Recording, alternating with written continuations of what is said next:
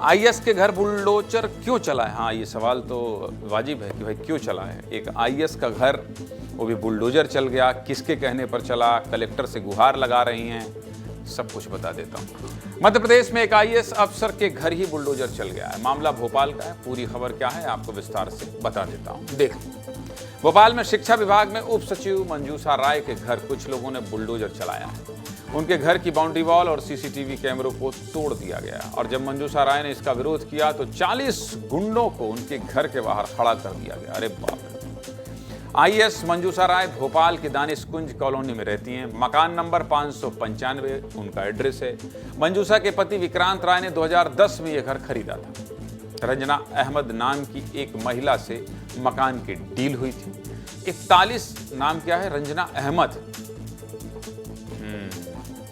इस नाम में तो कुछ गड़बड़ नहीं है। चलिए आगे बताता हूं आपको। 41 लाख रुपए में विक्रांत राय ने मकान खरीद लिया और 2011 से ही वो इस घर में अपनी पत्नी मंजूषा राय के साथ रह रहे। जब आईएएस के मकान पर बुलडोजर क्यों और किसने चलाया है ये भी समझा देता हूं, समझ लीजिए। बहुत पेचीदा मामला है, अभी तक मैं भी थोड़ा कन्फ्यूजियाया हूं, लेकिन हिमांशु धारीवाल का दावा है कि उस खबर को बहुत आसान शब्दों में समझाएं। पहले ही बता देता हूं, बहुत पेचीदा मामला है, इसलिए ध्यान से सुनिएगा, बहुत जोर लगाना पड़ेगा। आईएएस मंजूषा राय ने जब ये घर खरीदा तो उन्होंने एक रेंट एग्रीमेंट कराया था। रेंट एग्रीमेंट मतलब समझ रहे हैं आप, किराया नाम, और 7 लाख रुपए का भुगतान रंजना अहमद को किया था। जमीन अपने नाम पर नहीं कराई थी। इसके बाद 2011 में रंजना अहमद की मृत्यु हो गई और मकान की रजिस्ट्री का काम अटक गया।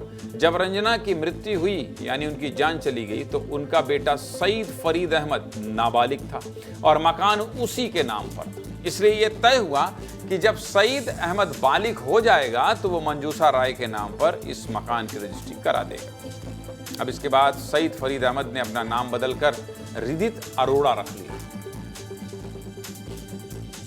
कुछ ज्यादा फंसा है गुरु, और हिंदू धर्म अपना लिया।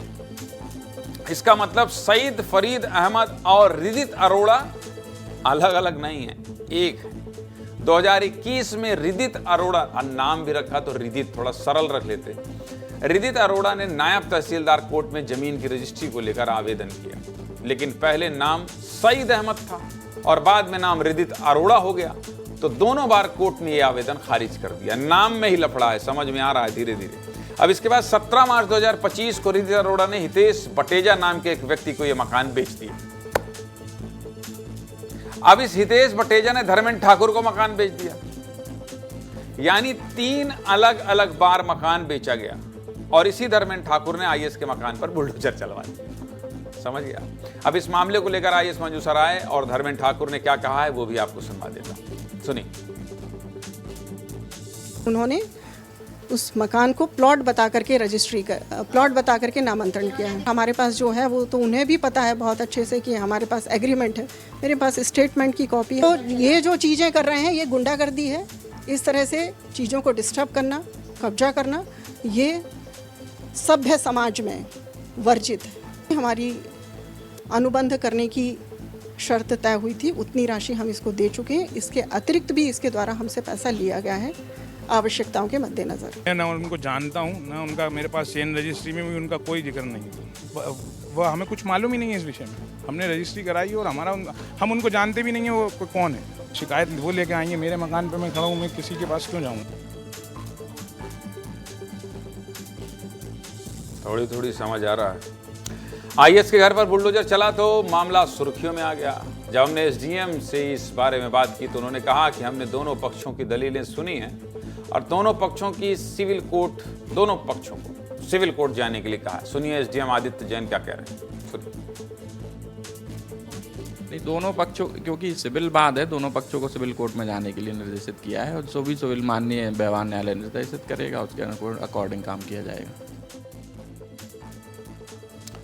एक आईएएस का घर गिर गया और एसडीएम ने 9 सेकंड में कह दिया कोर्ट में जाइए, हम कुछ नहीं कर सकते। ठीक है, आम और खास, नियम तो नियम है। सीधे मुद्दे की बात यही है कि एक आईएएस के घर बुलडोजर चलना अपने आप में बड़ी खबर है। यही लोग तो आदेशित करते हैं कि यहाँ चला दो, ये अवैध निर्माण है। इसलिए बुलडोजर क्यों चला और किसने चलाया, स्टोरी देखकर आपने थोड़ा बहुत समझने का प्रयास किया होगा। इसके बारे में हमने आपको बता दिया है।